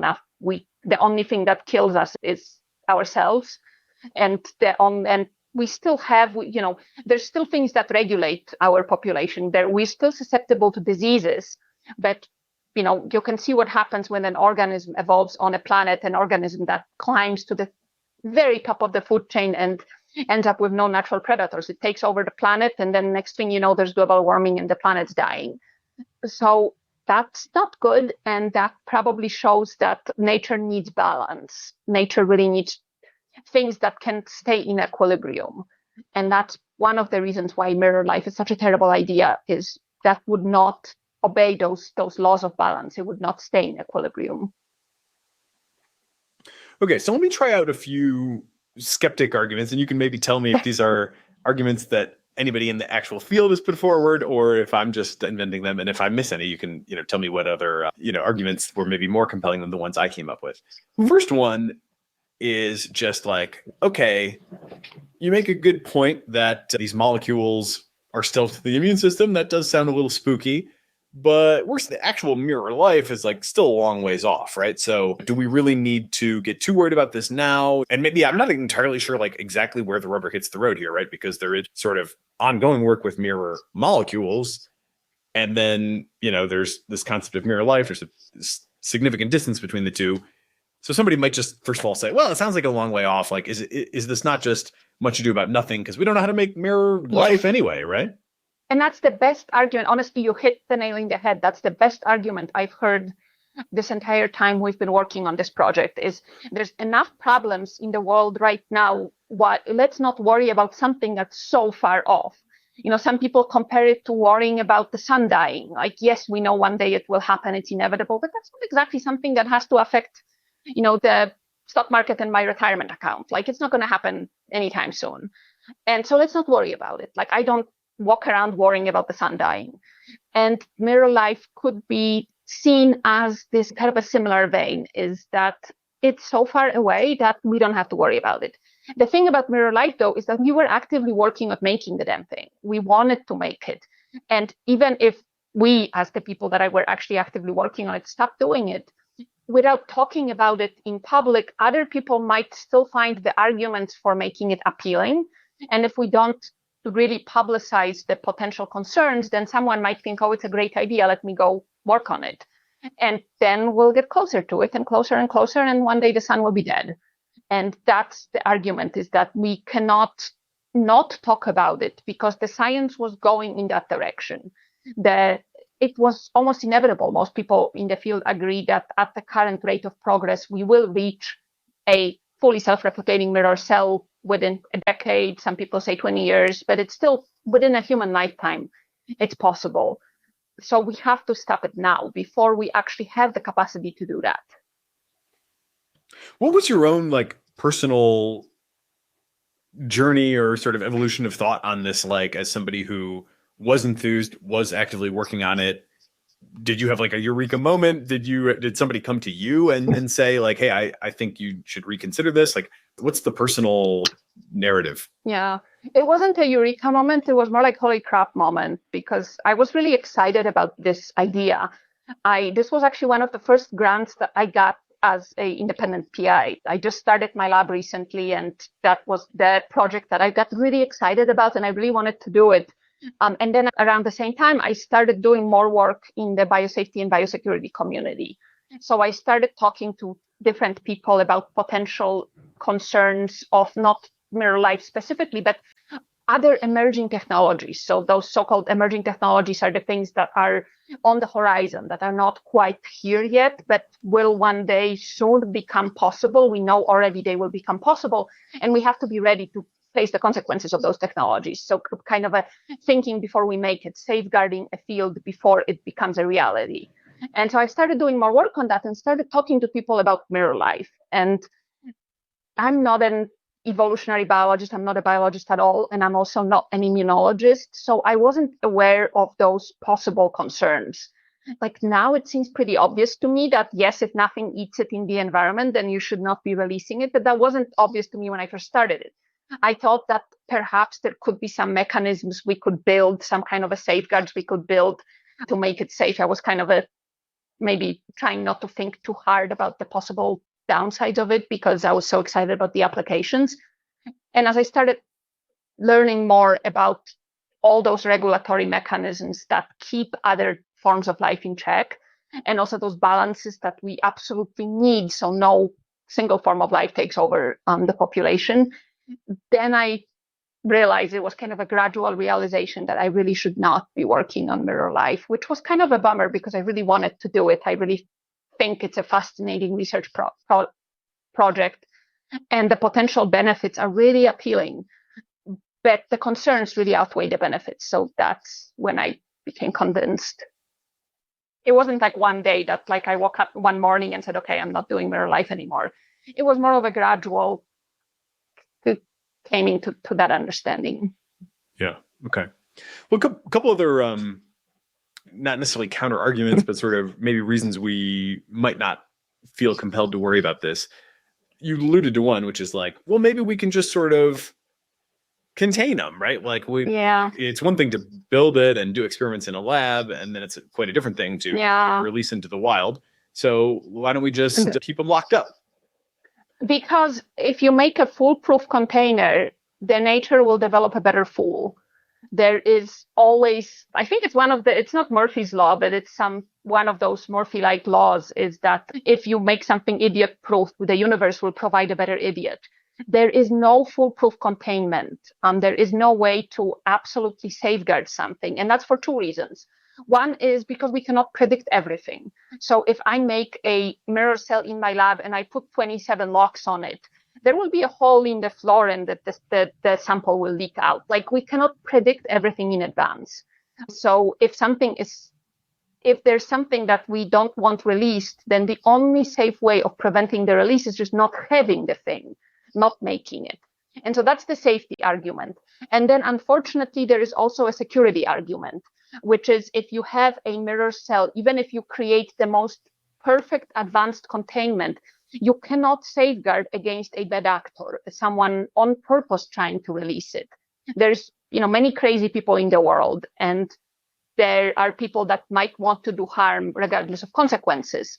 And so if a mirror life were to exist, even if it was perfectly contained in the lab, you can imagine someone with bad intentions gaining access to it, either by force or by some kind of a subterfuge, some kind of scam, and then stealing it and then releasing it. So the only way to avoid that happening, to prevent that from happening, is to just not have a mirror cell in your lab to begin with. Yeah. For what it's worth, I do think we'll just keep it under wraps argument is not a compelling one really at all, for just the obvious history of lab leaks is like, not a short list. And on the AI side, going back to, I don't know if you've ever heard of this, but Eliezer Yudkowsky, who's like sort of the prime mover in the AI safety worry space, once ran an infamous experiment where he called it the AI in a box experiment. And the idea was, he said that, look, you could put the AI in a box, but if you let people talk to the AI, it'll convince them to let it out of the box. Yes. And people said, well, no, there's no way it's going to convince you to do that. And he said, all right, well, let's do a bet then. I'll play the AI in the box, and you win if you're not convinced to let me out. And he did a couple of these experiments, and at least in some of the cases, the counterparty came away saying, and it became like a sort of item of lore, because part of the deal was that they weren't supposed to reveal what he told them to convince them to let him out. But people did come forward out of those experiments and said, without telling you how, I will say he convinced me to let him out. And so the idea that we're going to just contain something like this forever does seem pretty hubristic on its face. Another one, though, that I find maybe a little more compelling, but maybe I shouldn't, won't they be sort of constrained by like lack of raw materials or like lack of a flippable ecosystem? And this has kind of a parallel in AI too, right? Which you alluded to earlier, like these things can only exist on chips, and there's only so many chips, and it seems pretty clear that the AIs are not going to break out of sort of computing environment into the rest of the world. But could a similar thing be said about mirror life, where it's like, don't they need like the proper chiral building blocks, and wouldn't those be rare? Yeah. So they don't. Okay, so there are two things. One is, you could imagine building a synthetic mirror cell that is completely reliant on, like, let's say 50 different chiral molecules of the opposite chirality, and there is no way to find them in the environment. That would be very safe. You could pour that onto the lawn and it would do nothing, because it could not evolve 50 pathways at the same time in the span of one generation. There would be a way to imagine a perfect containment. But then there unfortunately is, again, the problem of security. If we make a mirror cell that's dependent on specific pathways, you can imagine a bad actor engineering those pathways to break our containment. And again, there is a lot of stupid or suicidal people that might want to do harm. So we don't want to create even a possibility of that happening, a possibility of someone having this chassis of a mirror cell that's very safe, contained in my lab, but taking that and then engineering it so that it's not reliant on those rare molecules anymore. Because you can imagine building a mirror cell that would only rely on achiral carbon sources. So basically carbon sources with no chirality. There are some bacteria that are like that already in the environment. So it's possible to imagine a mirror cell that doesn't need building blocks of this very rare specific chirality. And if it's possible to imagine that, then you can have someone actually do it. And that's why building a mirror, while I do agree it's possible to imagine building a mirror cell that would be very well contained by those, they're called auxotrophies, those pathways that you engineer so that an organism is reliant on some rare molecule. But then you can imagine breaking those containments, either accidentally, which would be very unlikely for a mirror cell, or intentionally, which is a huge security risk. And that's why not making a mirror cell is the best way to avoid that risk. Yeah, Jurassic Park remains strikingly relevant. Life finds a way. Exactly. I find the way Jurassic Park was a dumb idea, because how do you make something dependent on a single amino acid that's very popular, that's very common in the environment? Like, that's not a good auxotrophy. Like a first-year bioengineering student would tell you that's not a good idea, but obviously then you wouldn't have a movie. So sure, eat your beans. But the principle is the same. Yes, the auxotrophy basically is what they try to do to those dinosaurs. Make them not be able to synthesize a certain molecule. Obviously, we pick molecules that are much harder to get in the environment than lysine. Yeah, always got to be mindful about not generalizing too much from fictional evidence. That's another great Eliezer lesson. But yeah. It's your imagination, though. You don't know what's possible unless you can imagine it. Maybe one more. Okay, let's imagine, this thing maybe can get out. Maybe it can break out of these various types of containment, the sort of physical barrier and also the sort of dependencies that we might try to engineer into it. Then somebody might say, well, okay, sure, even then, but like, won't this still be just like a massive underdog against like all the rest of life? I mean, we've got all this diversity, all these species, just like way more biomass, and we're evolving too, right? So like, maybe it'll do some damage, but won't the normal chirality life sort of find a way to outcompete it in the end anyway? It might or it might not. That's the problem. Is it would definitely be an underdog. It would be not even a turtle. It would be a slug. It would be something incredibly slow, but it would just keep going. It would be unstoppable because nothing would eat it, nothing would infect it. And I personally, like, if I were to bet my money, I would bet on normal chirality life. I would say we would find a way, life finds a way. We would find a way to eat it somehow. But it's a risk that I'm not willing to take. It's very hard to deal with consequences of life not finding a way fast enough. And because we never had an opposite chirality life in the environment that we know of, there is no pre-existing mechanisms to deal with it. So even though evolution, over a long enough period of time, evolution might do its job and develop a mechanism that will allow us to deal with it. But it's a risk that I don't think we should be taking. It's asking a lot of evolution. And, evolution cannot be programmed. Evolution does what it does stochastically. So either we would find a way to eat or infect mirror life, or we would not. And if we don't, then I don't want to think about the consequences. I would rather not do that. Yeah. So you're right that it's possible to imagine that mechanism, but it's not safe enough to rely on it. Yeah, that makes sense.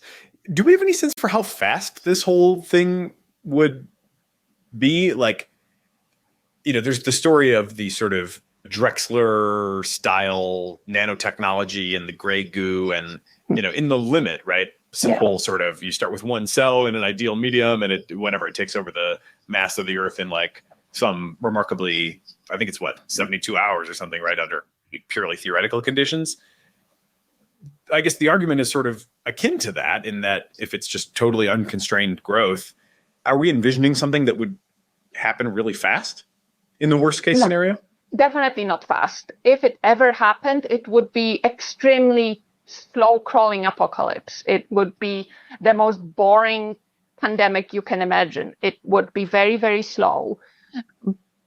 But again, we don't know until it actually happens how fast it would be, and I would rather not find out. So with all this analysis, does this cash out to you for like a comparison to AI risk discourse? Is there a sort of conditional on mirror life, a P-doom that you would assign to this scenario? The difference between mirror life and AI is that mirror life doesn't exist right now, so we can actually stop it. AI is out of the box already. There is no way to stop it. And frankly, I kind of don't want to stop it because I haven't written a line of code in over a year. Anytime I need a script, I just ask ChatGPT and it writes me a code, and the code mostly works. And if it doesn't, I just paste my error bar back in and the script says, oh, sorry, I forgot that to close the line or something, whatever. Anyway, we rely on it. And it's not a bad thing. We rely on AI for many things, and it does make our life easier in the end. It also speeds up the discovery process for a lot of different fields, for biomedicine, for medical discovery, for biotechnology. There's a lot of lab applications that rely on AI already. And so there's no way to put it back in the box, and I wouldn't want to put it back in the box. I don't know how to safeguard that. There's obviously a big problem of how do you keep that contained, but it's a technology that we cannot live without right now anymore. And, if we had those conversations 20 years ago, then maybe there would be a way to stop the development of AI. And then we could actually have those conversations like, is it actually net positive for the world? But it's here already. There's no way to stop it. You're not going to stop it. And all we can do is try to develop ways to safeguard it, to develop ways to not control access exactly, but to control the applications, control what it can do, and also be prepared for the negative consequences. With mirror life, we can say, no, we're not making it, and hopefully it will never happen. With AI, we've already made it. And Although I would say we've partially made it. The analogy is not meant too literally here, obviously, but like we have mirror molecules. We don't have mirror life. Yeah. I would say we have some sort of like intelligence in our artificial intelligence. Like it's pretty clear to me that there is, without getting bogged down in definitional debates about intelligence. I count it. I feel like I know it when I see it, and I feel like I see intelligence. What I don't yet see is a robust autonomy, and of course people are like trying to enumerate these like key features that a more dangerous future AI might have: robust autonomy, ability to escape from its server and copy itself onto other servers. Interesting questions around like how much AI primarily is developed by optimization as opposed to evolution. Does it need to have some sort of evolutionary mechanism? To some degree, it can just kind of code its own. Google came out with a really interesting paper around hybrid strategies using language models to generate programs, but then also evolutionary algorithms. The language models can code their own evolutionary algorithms, I think, pretty safely at this point. Huh. But I think the key point that I am interested in is just, it seems like in the same way that sort of mirror molecules seem to pose very low risk, might be very much to the good, and you can remain enthused about those while warning against a sort of gain of function to the degree that it becomes mirror life. I think that the AI field kind of needs to do something similar now, where it's like all this stuff has worked like well beyond anybody's wildest dreams from, all but a very few, people's wildest dreams from not very long ago. And now we're like entering probably well into a different regime where at one point in time it was like, can you get anything to work? Can you get this thing to like tell a cat from a dog? And when it was so simple, who cares what technique you used or, whatever. It was everything, anything serious was like a long way off. Now I feel like we're in this zone where like the serious stuff is not really necessarily so far off. That's still debated, of course, but it seems like it is becoming more incumbent on the field to really ask the question of like, what kind of AI do we really want to have? We're going to have some, and it's going to be powerful, and hopefully it'll make life lots better. But then there are some kinds that I think everybody kind of looks at and is like, geez, if you checked these 3 or 4 more boxes, if you had something that could like cyber hack its way off of its servers and could somehow scrounge up resources in the wild or make money on the internet, to pay for its own compute or something, then these things do start to seem like qualitatively different in terms of how unwieldy they are and how prepared the broader ecosystem is to, to sort of contain them. And I don't see nearly enough of that kind of stuff happening in the AI space where because it used to be that nothing worked and anything you could get to work was a big accomplishment. Now I feel more often like everything is working and there's a million doors that we could open and a million different paths that we could go down. But what seems to be in relatively short supply is the critical analysis of like which ones, are the right ones to choose and, which ones will we potentially regret. And how do you make that choice? How do you pick which paths? Yeah, I mean, it's, I think that there are some things that are, that hopefully would be fairly obvious, but I just don't see people putting a lot of attention on them, which raises a question for you around the experience of so you've been on this long research journey, you come to this conclusion yourself that, okay, you know what, we shouldn't do this. But then you didn't stop there. You actually went out to others in the field and said, hey, we should stop this. So maybe tell that story of like how you went from one or, a small group of people kind of coming to this conclusion to recruiting, putting together a coalition and like putting a big kind of headline statement out there that we, think that this really shouldn't be done. It was a rather slow process. It started by rather small group of people talking about it. And then we realized that in order to really make a statement, we have to have a lot of different stakeholders on board. And that includes not just the people that actually work on engineering mirror life, but also people that know anything about ecology, immunology, and policy. Because, just the researchers that work on it, we're not experts in every field. And so we had to put together this like really broad coalition of people. And that started by just approaching people and saying, hey, there's this project we want to talk to you about. What do you think about making a mirror cell? And for a lot of the people, they were very surprised when we first approached them because they never even thought about it. A lot of the authors on the original science paper, they're people that did not think about mirror life at all before. But when we came to them, we showed them the evidence, we showed them where the research is and what we think could happen. We basically approached a lot of people with the question of, can you please prove us wrong? Because we really wanted to be proved wrong. Like when we realized those concerns about mirror life are really serious, we were sincerely hoping that someone will poke a hole in our reasoning. So we approached several people saying, this is what we're thinking. Could you please find a way in which we are wrong? And they couldn't, and they ended up being authors on the paper because they were on board, because they sincerely could not find any argument that would point to either why mirror life would not be a concern or why mirror life would be an impossible thing that you shouldn't even think about.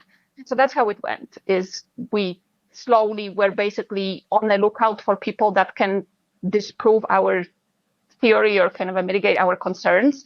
And the more we looked, the more we were not able to find anyone. And so eventually the team was big enough that we wrote up the paper and then started the public discussions. And I'm still waiting. That's honest, sincere appeal to anyone watching this. If you can prove us wrong, if you have actual evidence for why mirror life would not be a concern, the community would be extremely grateful for that, because, we're scientists that like cool projects and we still would like to be able to make a mirror life. We just don't think there is a way to do it safely right now. Were there any holdouts? Was anybody, especially anybody who is like, of course, the classic, if somebody's paycheck depends on them not understanding something, that's a pretty good leading indicator of them not understanding it. Was there anybody who, was like working on some aspect of this that you couldn't bring on board to the conclusion? Not so far. Maybe we were lucky that we only approached the people we knew will be reasonable, but no, there was no one that we approached originally that would say, no, I'm not going to work. Like, there was no one who would join our team, work with us, review all the evidence, and then say, no, I'm out of here because I can't publish this or I don't think this should be done. Maybe we're just that convincing. We're nice. We smile. But yeah, no, I think that the strength of the arguments, there were some people that joined the team and were convinced by the arguments, but had some other kind of a point of view, other angles that ended up represented in the technical report that accompanies the original science paper. And that kind of broadened our perspective. There were some things that we didn't think about originally that ended up being part of the core kind of a message. So definitely people did change our kind of a reasoning, did change the directions of the group, but there was nobody that we would bring on board that then would just say, I don't believe you, you're wrong, I'm out of here. What sort of evidence would be compelling? I guess if you showed like, here's an example of an immune system quickly responding to mirror molecules, that sort of thing would be compelling. Is there anything that's like, it sounds like that experiment has been run and didn't turn out that way. Are there other experiments that you have in mind that you would find compelling, that people should do to interrogate this further? I think there is some room in the countermeasure research. So for example, right now we know that mirror image antibiotics would work on mirror life, but we don't know the extent of it, and we don't know the exact effects of mirror antibiotics on other organisms. So there's some research there. There's also research on availability of food sources. I said earlier that it's possible to rely on achiral, so not chiral carbon sources, but we don't know exactly how well that would work. We don't know exactly how promiscuous that metabolism could be. So there's some experiments that would be interesting, but I would be very careful not to go too far down that route, because you don't want to get too close to actually making the thing that you don't want to make. Now that this has happened and you guys have, put out this headline making warning, how do you think about the impact or sort of the mechanism, right? You went to all this effort, and now the hope is that, like, at least until, some major evidential update, mirror life won't be made. Is that a sort of taboo among scientists where everybody sort of agrees, like, we won't do it? Or is it sort of by influencing like funding structures, so the grant evaluators know to be on the lookout for this sort of thing? Like, how do you think about the mechanism between the declaration itself, or the warning itself, and the actual reduction in risk? It's still very early in the policy world. 6 months is nothing, and that's how long it's been since we published the paper. My personal hope is that both of the mechanisms that you named will happen. One is that no self-respecting scientist will want to touch it, just kind of like with germline editing in humans. There was one example when someone tried to CRISPR a human embryo, and that was so comprehensively shut down by both government and community pushback that hopefully no one will try to do that anytime soon. And so I'm hoping the same will be with the mirror life work, is that the community will be on board and no one will start working towards it within the community. But I also hope that there will be regulatory mechanisms on the funding and policy level. So no one will fund this work, and also this work will become something that we're just not allowed to do. So all three. It's funny that you mentioned the human germline editing. That one feels much more compelling to me on the upside. It seems like, of course, these mirror molecules as therapeutics, whatever, like, could be interesting, but I feel like we have like lots of, different avenues that we can chase down to make better therapeutics. And, this one seems to have outsized risk attached to it. So, okay, like, let's go down 99 out of 100 other doors and not this one. When I think about editing the human genome, though, I'm like, I can imagine a dystopia where it gets out of control, but I feel like at the same time, boy, if we could eliminate a lot of rare diseases, that would just be a great win for everybody. And, then you get into some like slippery slope territory, but it might be sort of a good slippery slope at first, right? I mean, I was recently reading some analysis where it was like, if you could make not very many edits, you could like dramatically reduce the risk of Alzheimer's, and you could dramatically reduce the risk of heart disease. And I guess I just wanted to voice for a second and maybe get your reaction on like, how do we make sure we don't, throw too much good out with the bad here, right? Because that's certainly on the AI side. Yeah. People are dreaming of utopia. I think it's increasingly plausible, and I want it too. And so I don't want to dismiss or even, more to the point, miss out on that upside.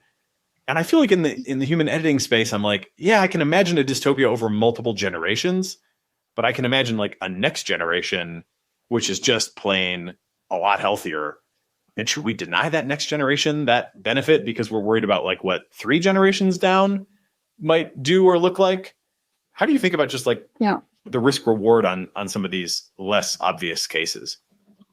I'm really worried about the slippery slope, is that if we start doing editing, then we will not stop.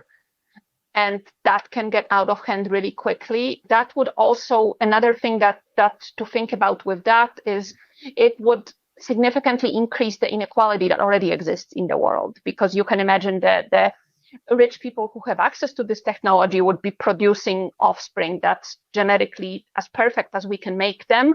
And then the people that can't afford that technology would just be breeding the old-fashioned way. And, right now we have a huge amount of inequality in the world already, and some of it already is biological, because if you grew up with good nutrition, that sets you up for life, and someone who grew up undernourished will never catch up in the development. But if you start doing genetic editing on, everyone will go to the absolute farthest length for their own children. Like, if I honestly, as a human, if I could make my kid to be the smartest, fastest, healthiest one in the world, I totally would. I absolutely would. And I think everyone who said they wouldn't do it for their own kid is lying. It's just natural instinct that we want to give the best to our kids. And that worries me, because if that technology becomes available, then there will be no way to stop it. And it would not even be reasonable to ask people not to use it. But then not everyone will have access to it.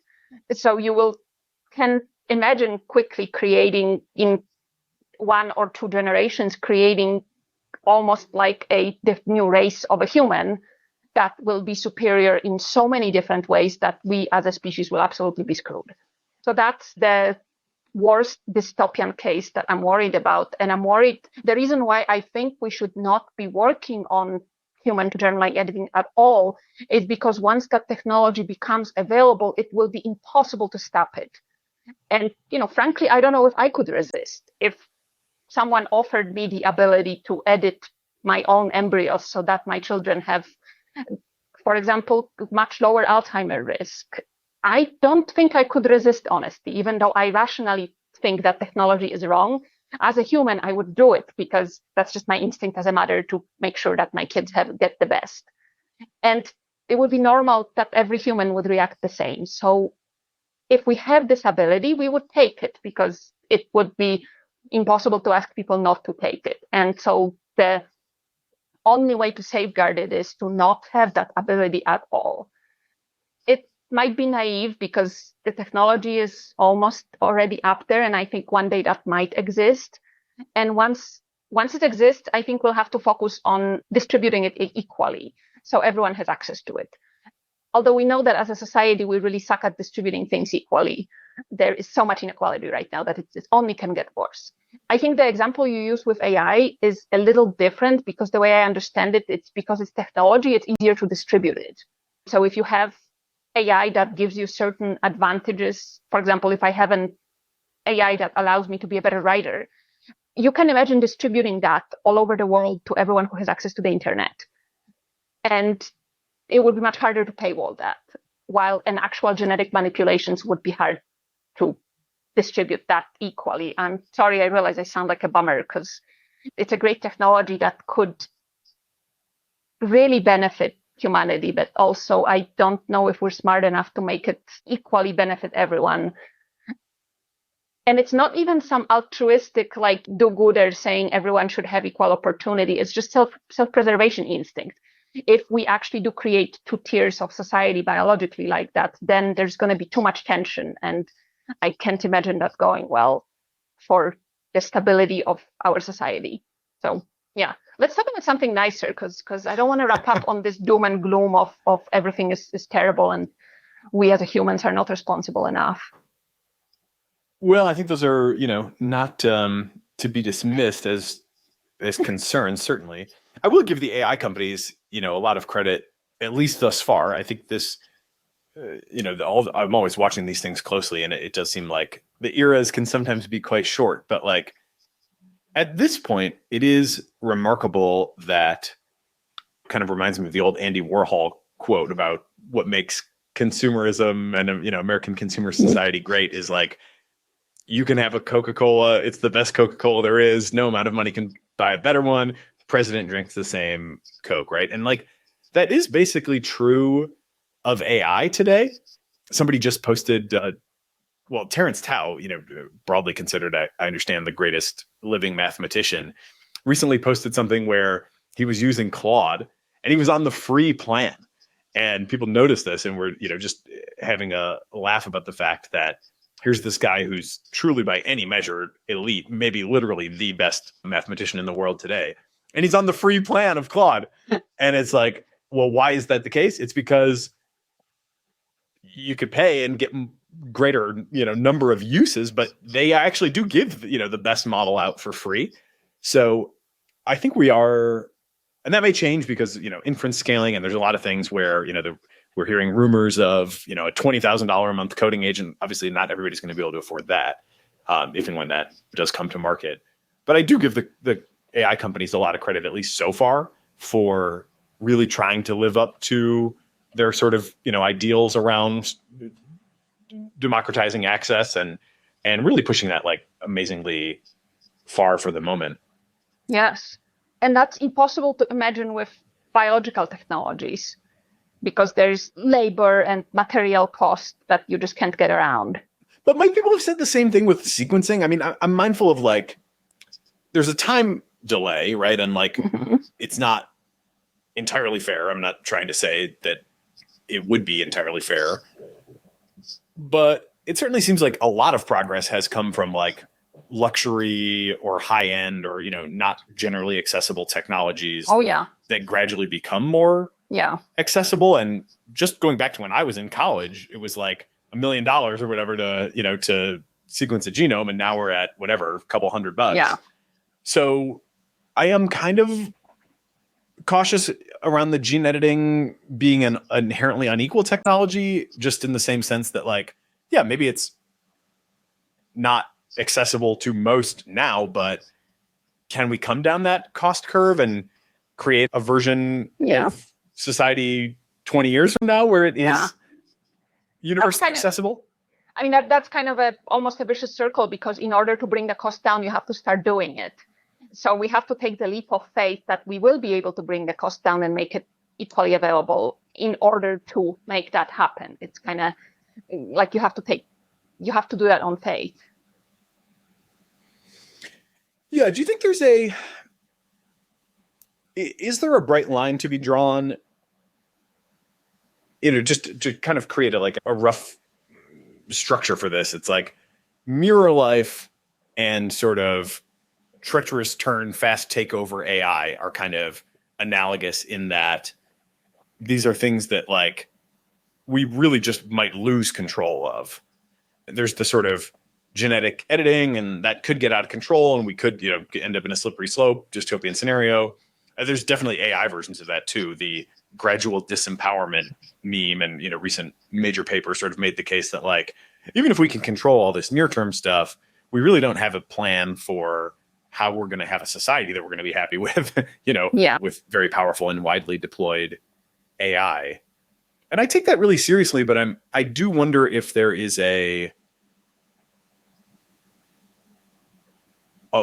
line to be drawn and how bright it could be between these things that are like, okay, if we open this door, we really might not be able to close it. Whereas if you open this other door, we might be worried that like collectively we won't close it or whatever, but we could, right? I mean, it's not like genetic editing is going to truly take on a life of its own. That's more of a social dynamic than life itself doing the thing, right? I mean, I guess we are life itself, but hopefully that maybe there's no bright line to be drawn there, but I want to draw a line between sort of things that I can say, okay, that can be somebody in the future's problem and they will still have some recourse.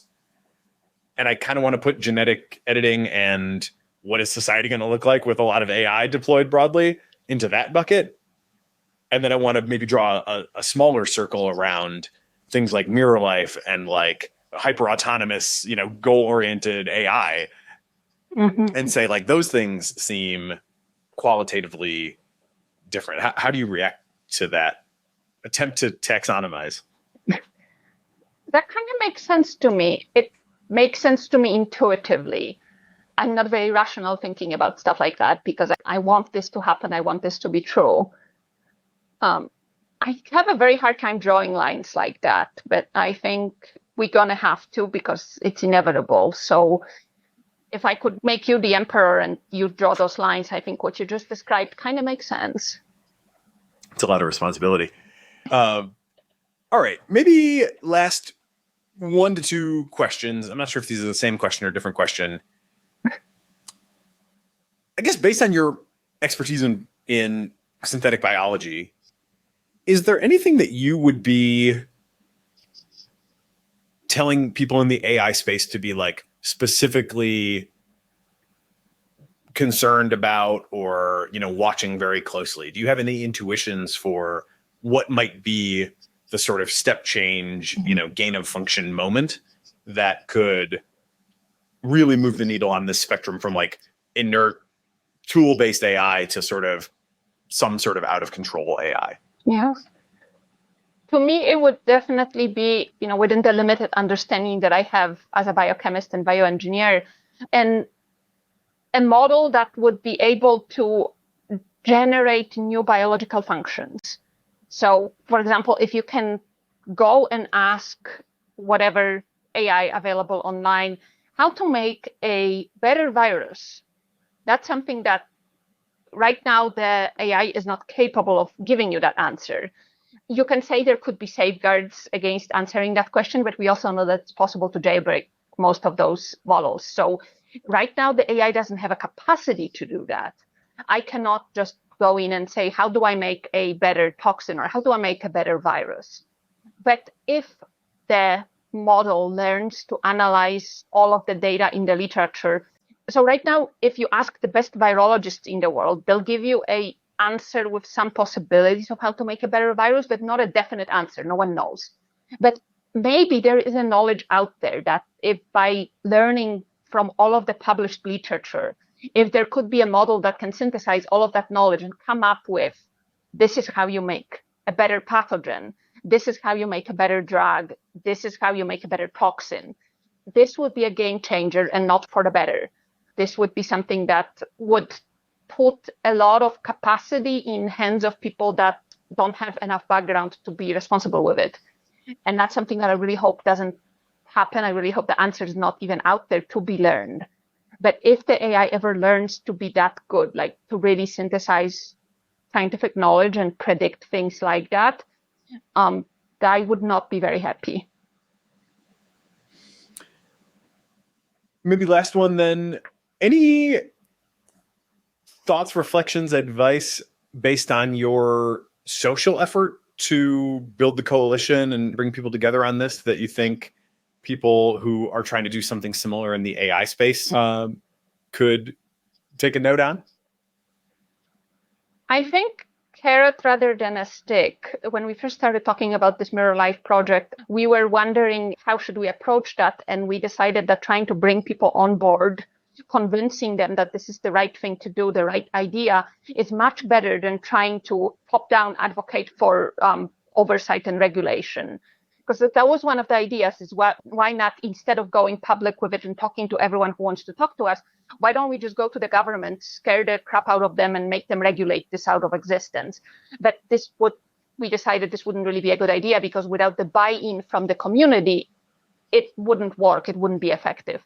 So I feel like anytime you want to regulate a community of relatively smart people, motivated people, you have to do it in a way that makes them really believe in it, makes them be on board. For one reason or another, makes them really believe that it's in their own best interest to be on board with it. And I might be really naive because I've only done, one project like that, and we happen to be a pretty friendly community. I don't know how it's going to work for other communities, but I would definitely say this is how you try it, is you try to convince people that this is in their own best interest. You're not trying to take their toys away. You're trying to make sure they keep playing with their toys in a safe way. Yeah. And exactly what kind of toys we're playing with seems like it could matter an awful lot. Oh yeah, and how much money is involved too. That's one thing is Mirror Life was not an existing therapeutic or an existing technology yet. So no one lost billions of dollars on it. If it would be probably much harder to convince people to regulate a technology that already exists and already pays them. Yeah, no doubt. The corresponding folks on the AI side definitely have a big challenge on their hands. But yeah, I think there is still, a lot to meditate on from your work and just the overall arc of how it's gone. I mean, if nothing else, it shows that people can change their minds on things. We've seen examples of that in the AI space as well, that it is possible to build coalition, that people, can be invited to try to prove you wrong, and in failing to do so, update their own worldviews. And I think it's also really notable that it is a pretty narrow circle that you've drawn around a particular thing. And, we're not hearing also stop the mirror molecule trials, but really trying to be very precise around what exactly is the threat model and how do we make sure that we contain that, without. And I imagine that's going to be much harder for AI. Draw a circle like that. Definitely. But it's no choice but to try, I'm afraid, as we go forward through these next few years. Yes. This has been fantastic. Thank you for taking the time. Anything else you want to leave people with before we break? I just want to say it's fantastic that we are even having those conversations, that there is a community that cares enough about doing the right thing, regulating it, doing it safely, that it has to be done. As you said, we have no other choice than to try. And no way out but through. No way out but through, yes. Thank you so much for picking up this topic, and so much for having me. Sir Kate Adamala, thank you for being part of the Cognitive Revolution. Thank you so much. Thanks for having me. Bye.